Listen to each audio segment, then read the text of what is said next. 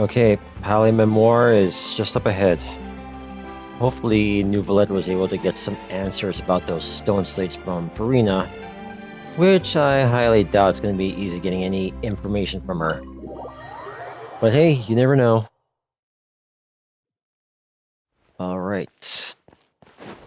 So let's go talk to Neuvillette.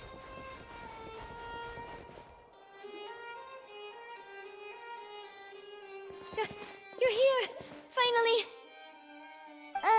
Is something wrong? Monsieur Neuvillette and Lady Furina, they seem to have gotten into a dispute! Please go see for yourself.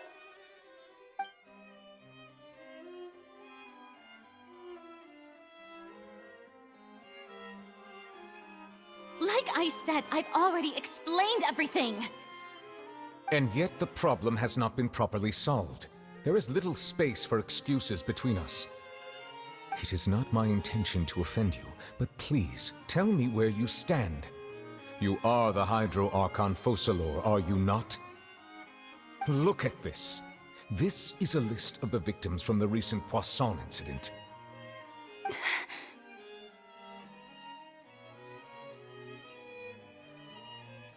You mean... they're all...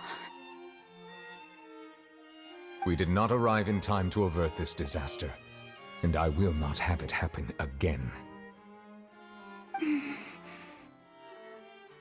I will say this once more. You must tell me everything you know. Yesterday, I found 3 stone slates in some ancient ruins near Poisson. Do you know anything about those? Seriously? You're questioning me like this is a court case now. I don't know anything about that. I highly doubt it. But you found them in some ancient ruins, you say? That's correct, which is why I came to ask you some questions. There should have been 4 slates, but one of them was missing. The other 3 feature different images that seem to correlate to the prophecy. The prophecy? The second of these slates depicts the previous Hydro Archon Egeria kneeling before a floating island in the sky, as if confessing something. Do you know nothing of this either? I don't. I've never seen such slates. You know something. I'll ask you again. Do you really have no information regarding the previous Archon? She does. She's hiding it, though. She won't admit it. My deciphering of the slates indicates that the Hydro Archon Egeria once had to confess to, or apologize for, a certain sin. If anyone would know about it, it should be you. Exactly, so-called Hydro Archon. All gods don't have the same secrets, you know. She was herself and I'm me. Is it really so strange that I know nothing? Yes, because usually if a Archon were to pass on, they should at least pass on everything they know to the next in line, or to their next successor. So, in this case, the knowledge should have been passed on to you. So you must know something. I understand your concerns, but I'm sorry. I just don't have anything to tell you. I feel you, Neuvillette. It's like talking to a teenager. Forgive me for saying this now, Lady Furina, but I have long known of your various secret investigations into certain matters. There are several indications that you have been investigating the prophecy on the sly. This is not strange in itself, considering that you are the Hydro Archon. But it is strange that you should also claim to not know any of Egeria's secrets, as well as do nothing following your inquiries. You have never been as superficial as you have presented yourself to be, nor are you a fool. And yet, your behavior is very inconsistent.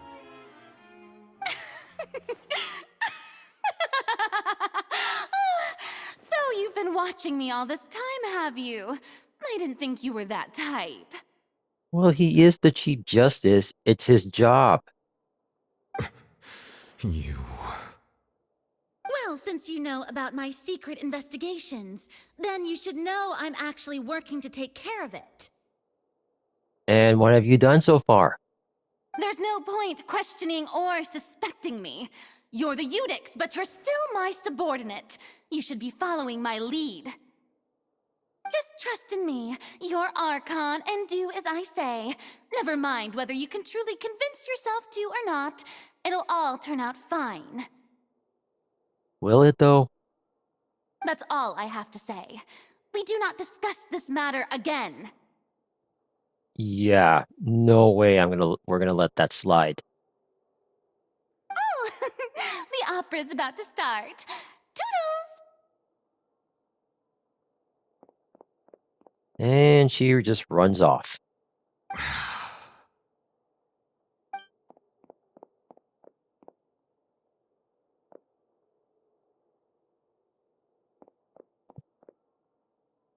Did Furina not notice us standing by the door? Wonder what's up with her. She was smiling. Huh. She didn't seem in the mood to care if we were listening in or not. She seems deeply troubled. She seems to be deliberately hiding something. Exactly. I assume you've been outside for a while now? Oh, it's been more than a while. Oh, you noticed. Seems Furina didn't even realize we were here. She was in a great panic, though I cannot discern the reason. Our discussion reached impasses time and again, a state of affairs that we cannot allow to continue. Still, I do not understand. Dialogue is the basis for understanding, so why did she keep refusing to engage? I'm afraid questions alone might not suffice. We need to make her understand how dire the situation actually is. Everyone in her inner circle has noticed that she is hiding some secret. The issue is her attitude. I fear that she will not reveal anything unless absolutely forced to. We may have to create a situation in which she will have no choice but to speak. Oh? Like what? Normally, people will only reveal the truth when standing trial. Perhaps we must have the Hydro Archon experience just such a scenario. But Furina's seen so many trials, and she's really good at dodging questions. How do we make sure that she won't just slip away at the first chance she gets? We will need to consider this thoroughly, join forces with various parties, and then do what we can. If at all possible, I would prefer to recuse myself from this affair, but we must prevent the prophecy from coming to pass. This may be cruel to her, but all Fontaine is in crisis. The information a god possesses is too precious, and so we must take a chance on this. In that case, we will need help. But who will lend us their aid to do such a thing? Oh, I think I know who to call. A few days later, on a boat somewhere in quiet Poisson. Well, that's everyone, huh? Speaking of which, it was pretty smart of you to think of hiding here. Poisson was just involved in a disaster, so it's presently devoid of people. That naturally makes it the best choice. And here you are drinking tea like it's the most natural thing in the world, huh? That's what families should do. Sit and enjoy a leisurely time together. It's nice to enjoy tea here, you know? Care for a cup? Lend me your ears, everyone. Or perhaps one of you might like to start us off. How about you, friend? Me? No, I don't think I can. Then, how about you, good sir? I fear that I will cause the mood on this boat to become as somber as it is in court. Well then, I guess we're lucky we've got a local like me to organize things. Wonderful, the spotlight at last. I guess I'll be facilitating things from here. That was a little long-winded, don't you think? Oh, you might be right. Anyway, to cut to the chase, our friend here, the Traveler, has brought us together to discuss something. As for what that is, well, let's start by saying that we'll be pooling our efforts together to create a series of traps. Oh, how intriguing. Well, it's just an expression, really. One that I just learned from Chlorand, and used on the spot. So, let's invite her to explain in detail. A round of applause, please. Huh? Didn't you say that you would be facilitating this? Oh, come now. Your work doesn't involve much public speaking, right?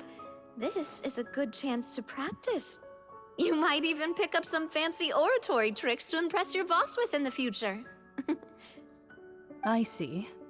And what does my boss say? He is glad that you consider him your boss. Do go on.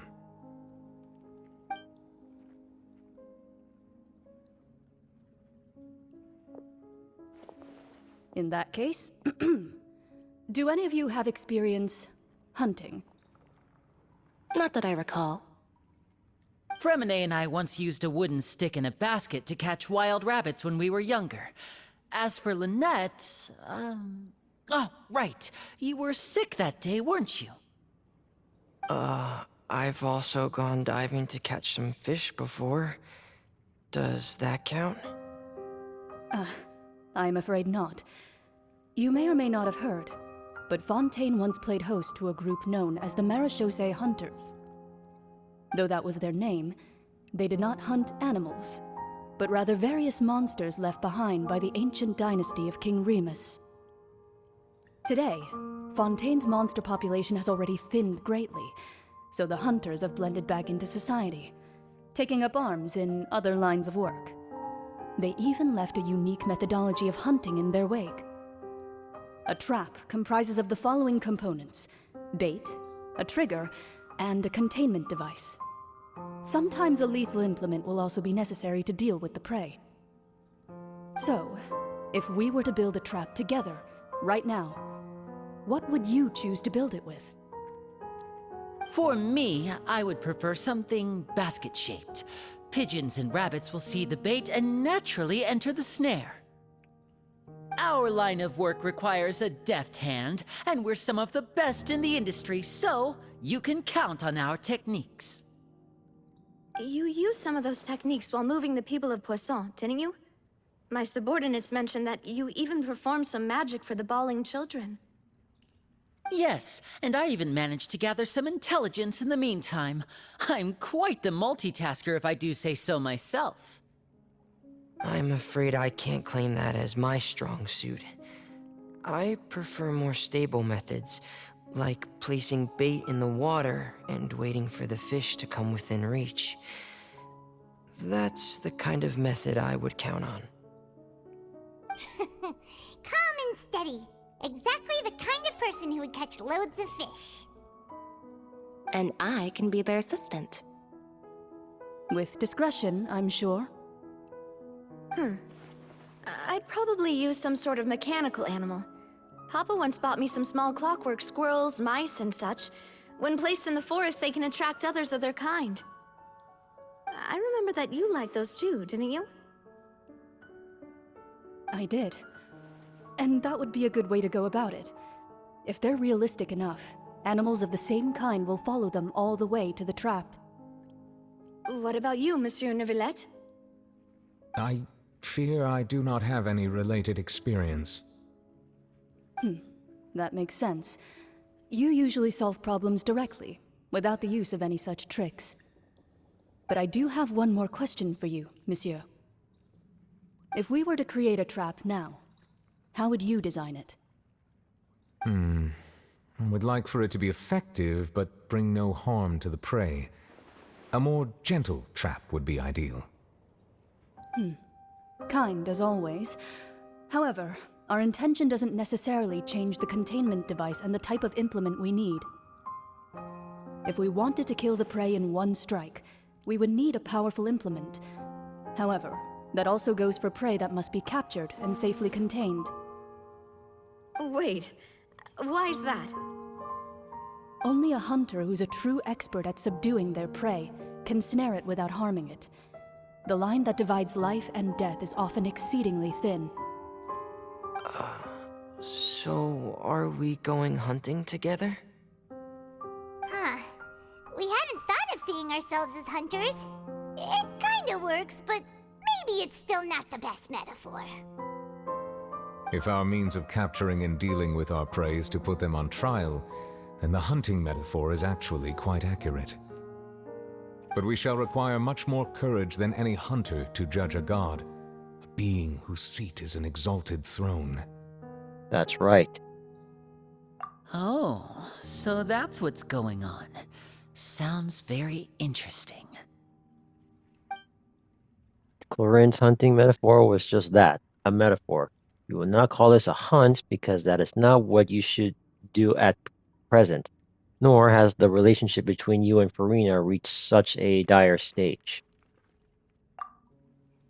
What you need is simply the secrets she is keeping. Attempting to take her secrets is an act of scarligious disrespect, but must be done to prevent Fontaine from sinking into the waters as foretold in the prophecy. There is neither hunter nor prey, but there must be a trap. That is what you will need.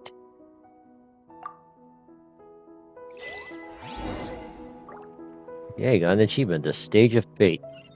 Go to the Spina di Rosula base. Back in Fontaine. Yeah, the place is still trashed. Alright, so let me pull up the map. And yep, back in this main city.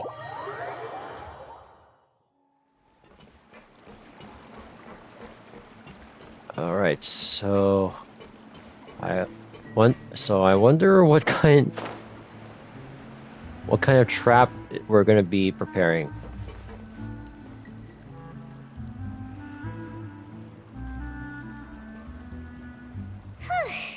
It's been a tough few days, hasn't it?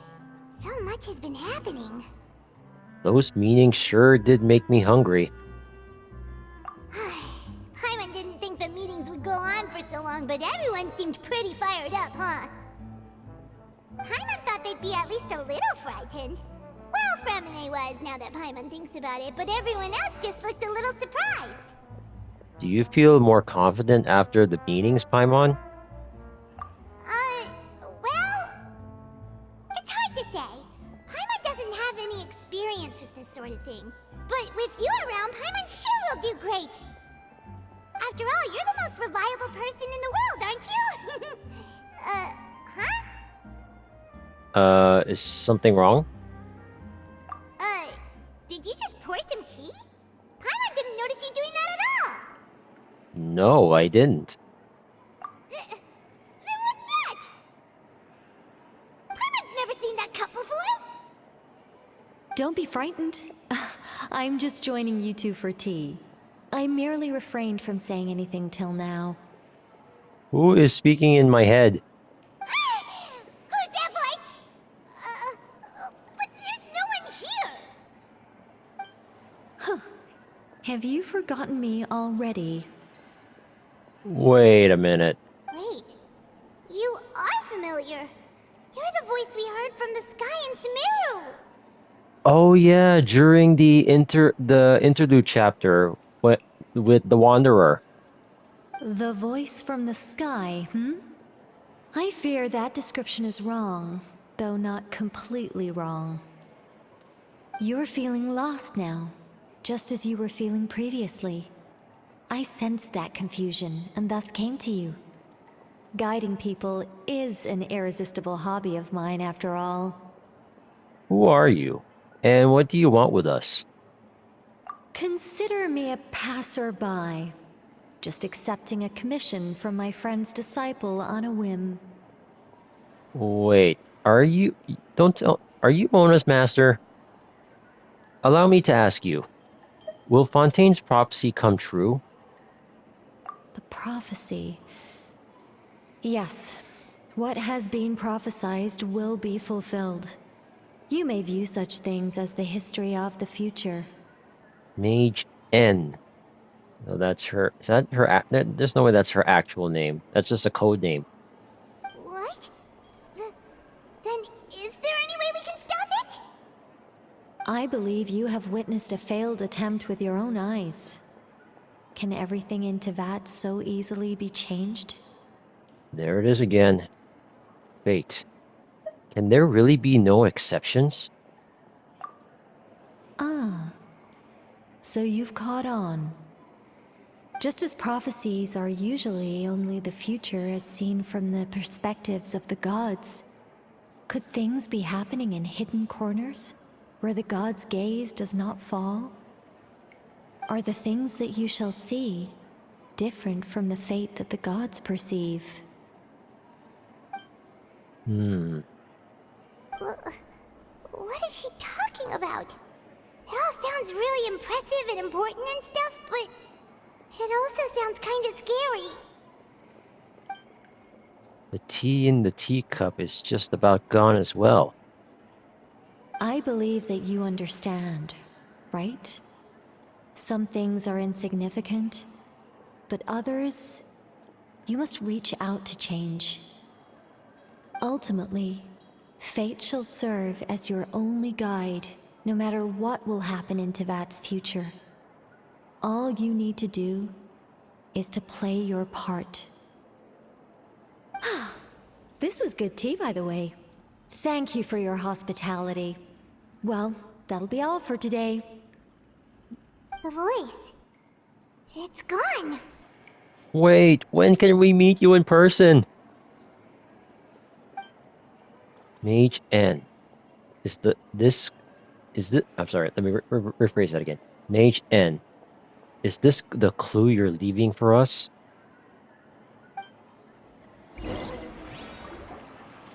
The unexpected news leads to complicated feelings. When you wake up, someone seems to be outside. What? I'm on here, someone talking. How does Spoilerverse expect us to read those texts that fast? Alright, coming! You're getting more diligent, Paimon. Hey, it's you who's getting lazy, okay? Excuse you. Well, I see I've walked in on some lively banter. Hey, Mona. Mona! How have you been these past few days? Fine, just fine. I went to take part in that Steambird panel. It turned out to be more interesting than I expected. Not all Fontainians are pessimistic about this. One journalist mentioned that sitting around and waiting for the end to come would be wrong, and that they should make their own rescue preparations. I agreed, so we had a brief chat with her. Did she have pink hair by any chance? Why, yes, it was Charlotte. I assume you've heard of her, no? That daredevil journalist? Oh yeah, we've heard of her. I'm in full support of her view. Prophecies are very important, but how can people allow their lives to be commandeered by just a few words? That's right! Paimon's glad to hear something sensible for once. Ah, yes. About what we had discussed before. I did try, but I'm afraid I couldn't reach the old hag. I'll try again tonight, but I wouldn't get your hopes up. Actually, someone already came over. Huh? You tell Mona about your mysterious guest. Goodness gracious. Are you serious? I believe she came to pass a message to us. She said that even the god's gaze has blind spots. Pretty bold if you ask Paimon. Most people would believe the gods to be all-knowing, right? The Hexen Circle members are certainly anything but ordinary. As for the mage named N, the old hag has mentioned her a few times. She said that N's sense of direction is incredible, and that she loves guiding those who are lost. Oh, okay. I thought that was your master, Mona, but it's another member. Okay, my mistake. But I've never met her, and if she were still alive, she'd be... Well, suffice it to say that the hag's at least a few hundred now, and N's been around for longer than that. Whoa. The Hexen assassin circle sounds like a scary group. But they must really stay in shape to live so long. Their abilities alone are pretty terrifying. If she came to see you personally, then the problem you're facing must truly be of great importance. Well, it's not like Paimon could understand anything she said. Yes, she was quite cryptic, but I suspect she means that there is still a way to turn things around. She didn't say when or what that would be, though, so... perhaps it is something that you cannot know right now. True. Her words were meant as a helpful hint. But when will we realize their value and meaning? Was that the best answer that my question could have gotten? Traveler, Paimon, are you two alright? Oh, we're fine. We're just a little down right now. It kind of feels like the end is coming, you know? I see. I feel that same sense of desperation, too. I guess you could consider me someone who has often witnessed fate. So far as I have seen, it cannot be swayed. But even so, I still hope for, and believe in, miracles. Astrology is eternal and rational, but fate may not be. It is cruel, but it can also be beautiful. Perhaps that's what En was trying to tell you. Not to lose heart, and to believe that what you are seeing playing out before you is not yet set in stone. I did originally think of steering clear of all this, but I couldn't. Even if this is all futile, I still wish to help everyone. If we don't struggle to the last, then how can we face the end when it comes? Huh. You do have a point. There I go, talking about astrological principles again. Sorry about that. The moment I start talking about work-related stuff... Oh, I need to get going. Don't worry about it, Mona. And thank you. It was worth trying to comfort you, even if only a little. I believe that you'll help those who are struggling in the same way I did. I suppose that might be why we always seem to meet by coincidence. Paimon feels kind of moved by what Mona said, but also kind of sad too. Hey, Traveler, Paimon suddenly feels like going outside for a walk. Let's go. Let's walk around the city, shall we? There's a few spots we always like to walk by. Oh, okay. Go to the newsstand. Alright, so can we actually spawn there? Let me pull up my map. Okay, yeah, we can spawn there. Let's spawn right here. Okay, so it's just this way.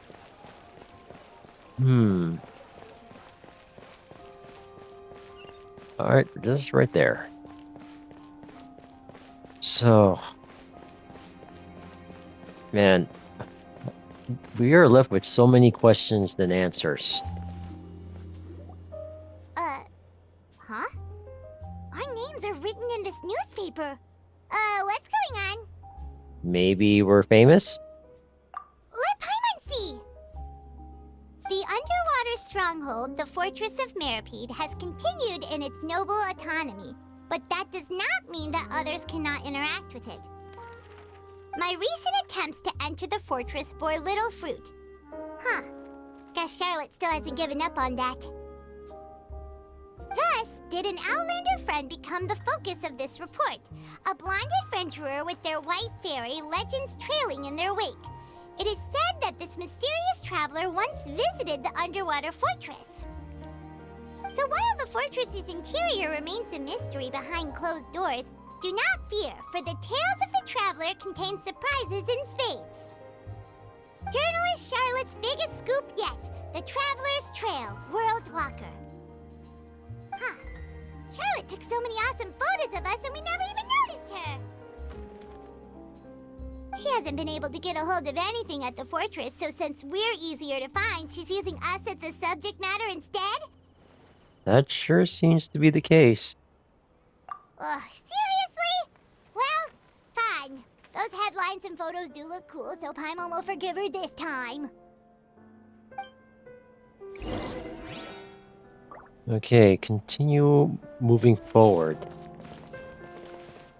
Oh, okay, right back where we came from. I was supposed to come in from that direction. My bad.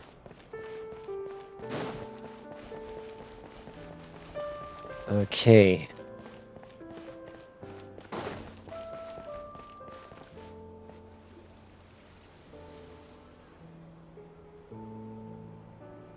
We're here! Paimon's hungry. Should we go in and get something to eat?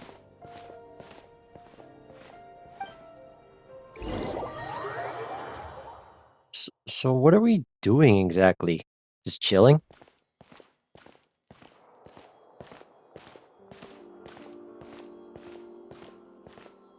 Hey, quick!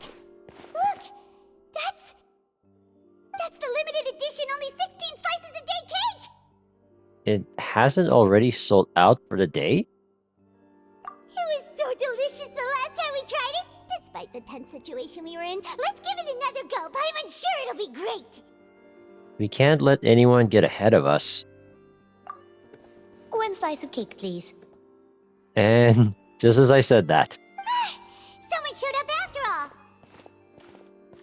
Oh, wait, you're the one from the Palais Mermonia. Oh, are you here to buy cake too? It seems Monsieur Neuvillette was right. You really can eat. Wait, did he really say something like that? That's right. Even he has his own preferences when it comes to food. As for me, I love the cake and coffee here. Do you come here often? Usually every day. Every day? It's part of my daily schedule, apart from work. I shall have my cake and coffee. Then what if someone told you one day that this place would be closing soon, and you wouldn't get to eat cake here anymore? What would you think? But why would it close? Well, Paimon doesn't know either, but maybe the waters will rise tomorrow. You know, like in the prophecy. Oh, the prophecy. To be honest, I haven't paid much attention to that. No, still, even if there'd be no more cake tomorrow, that wouldn't keep me from having some today. No, it's the same for eating in general. You might not be able to eat tomorrow, but if you can do so today, then you should carry on. That's what people call living, you know. True. Huh. Don't be sad. Excuse me, could I have 2 more slices of cake to go? These 2 slices are for you. Sijuin said that this kind of expression you're making is what humans call being sad. Oh, you know Sijuin? I sure do. She was born before me, and she sometimes comes to the surface to teach us things about humans. She said that humans are creatures that are saddened easily, yes, and you can only lift their spirits by feeding them delicious food. So please try the cakes here. I've got something else to do, so I'll be going now. You two try to stay in a good mood after eating, all right? Bye.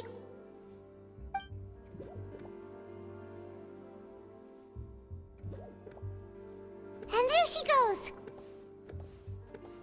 All right, let's dig in. Paimon's sure this cake will be delicious.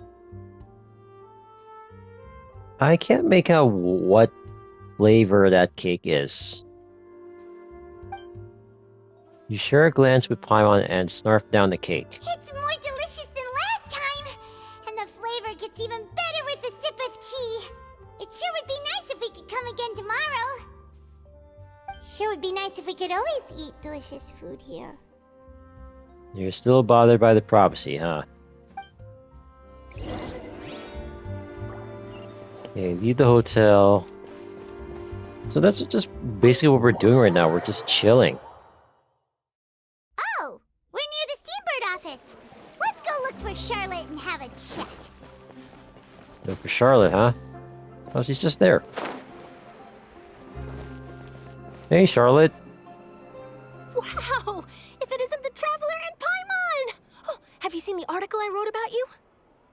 Ha! You've got some just to make some quick mora. Can we negotiate a profit split? Oh, you needn't worry about that. I heard that you were in Poisson some time back, so I sent you a letter to discuss just that.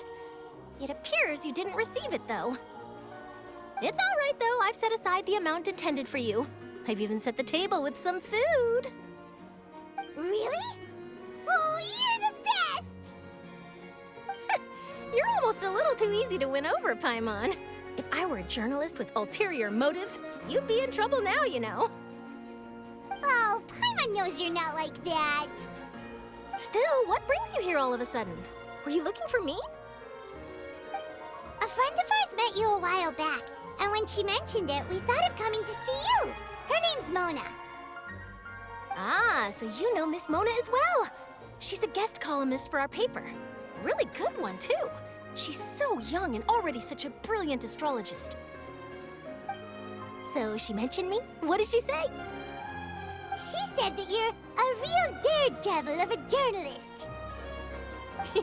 Nice. In which case, can this daredevil journalist dare to request an exclusive interview with the legendary traveler and Paimon? Huh? So your article in the paper today doesn't count? Oh, of course it doesn't. That was more like live photography. What I'd like to do is dive deeper and ask you to talk about the things you've seen and experienced. You seriously want to interview me? Yeah, are we even qualified enough? Why not? If I say you're worth an interview, then you're worth it. But not right now, of course. I'll need a few days to prepare. Oh, in that case, we'll just chat when you have the time then? Oh, so that's a yes? Ooh, splendid! I'll tell the editor-in-chief immediately. I'll have to apply for lighting, a venue, some props, and... Whew, so much to get done now. Talk to you later. Wait, Charlotte, Paimon's still got a question for you. And what's that? If, just for example, Fontaine were to be flooded tomorrow, what would you do today? So basically,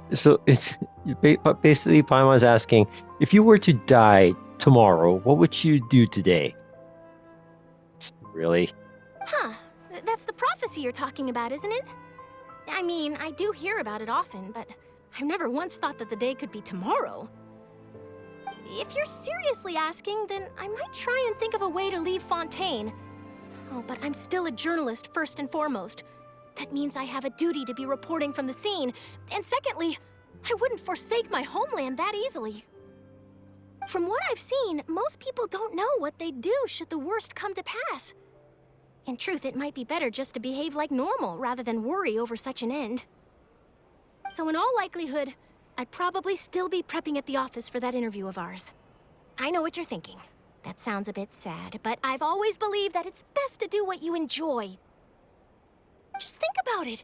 If this nation really were to be suddenly destroyed tomorrow, but I still successfully finish an exclusive interview with a truly unique person, then the story I would wind up writing would truly be timeless. And then do you know what I'd do? Well, I'd write that story, send it for printing, and use messenger pigeons to get copies out to the various nations as soon as possible. I'm not a dreamer, nor am I a workaholic, but I do love my job, and I'd be proud of leaving such an article behind. I guess you could say that I was born to be a journalist. But anyway, that's my answer. And on that note, I'll get back to my preparations. That's so nice. All of a sudden, Paimon actually kinda envies her. Anyway, let's go and take a look at the sea, shall we? Alright, more sightseeing. The sea breeze and scenery can be a pretty soothing combo, huh? Paimon's been thinking. Yes? If it wasn't Fontaine, but all of Tevat that would be destroyed tomorrow, where would we go and what would we do? No, Paimon should ask, if you could choose, what would you like to do? If I could choose, huh? It's just like Charlotte said. Suddenly trying to consider what to do is pointless. We've always been moving to the next destination, so we haven't spent much time thinking about these kinds of things. We didn't have to either, with us always being on the road and whatnot. Until that moment comes, I think I'll keep journeying on. You mean, still traveling? Yes, cherishing every single moment that I have to look upon this world. Huh. Wait, isn't that what we've always been doing? The banter goes back and forth between the two of you as time slips by. As night falls, you return to your accommodations and end this busy day. The next few days are just as calm. Charlotte comes to find you and conducts the interview in the Spina di Rosula safe house at the Fleuve Cendré. Navia, having finished her business in Poisson, even drops by to take a photo with the two of you. All goes well. So a few days has already passed by, and we still haven't done anything to get answers out of Furina. Maybe until now.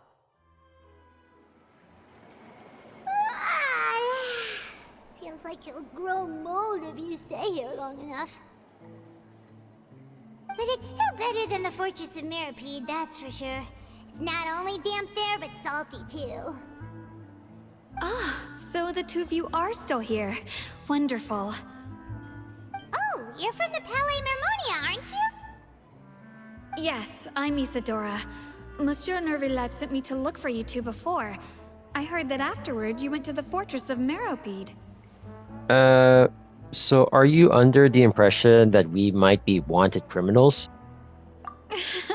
Not at all. I'm well aware that you're friends of his. Actually, I'm here to pass along a message from him. Let's hear it. Did something happen? Yes, inside the Opera House. The Maréchaussée Phantom has declared the incident a small-scale riot. A riot? Well, that said, I don't personally think it was that serious. Lady Furina was watching a performance at the Opera House, and while she was resting during an intermission, some other audience members suddenly started harassing her, loudly accusing her of doing nothing about the prophecy crisis. And before she could respond, others started to join in. The crowd continued to grow, and protests against the Hydro Archon started to break out. So people have started to put the blame on Furina. Guess they finally found an outlet for the pressure they've been under due to the prophecy. I agree. People will naturally rely on gods, as is customary. But the moment people feel threatened, gods are also the first to be blamed. So what happened after that? Is Furina okay? Seeing that the situation was spiraling out of control and that further argument was pointless, she claimed that she'd gotten tired of this and left in a hurry. The Maréchaussée Phantom had their hands full maintaining order and did not catch where Lady Furina had gone. Only when things had stabilized did we realize that she had gone missing. So, you mean she's still missing? That's right. The Maréchaussée has dispatched many people to search for her, but we don't have any leads yet. That said, I don't think there's much to worry about. She is a god after all. Even if she were to fall into the hands of rioters, what could ordinary people do to her? I understand the situation. Good. Monsieur Neuvillette sent me to tell you about the situation, but he didn't say anything else. Don't worry, this is more than enough to go on. Thanks for keeping us informed. Ah, is that so? Well, all right then. In that case, you two take care. I'll be heading back to the Palais now.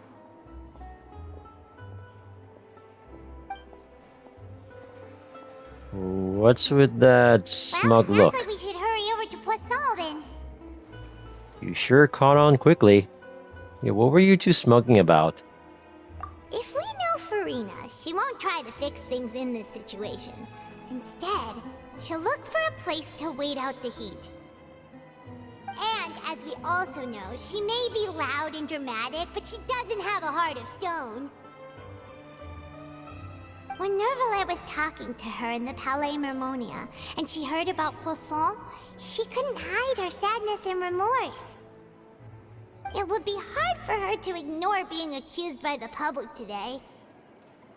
Paimon thinks Furina's probably taken the opportunity to slip away to Poisson and try to relieve the sense of guilt that she's feeling.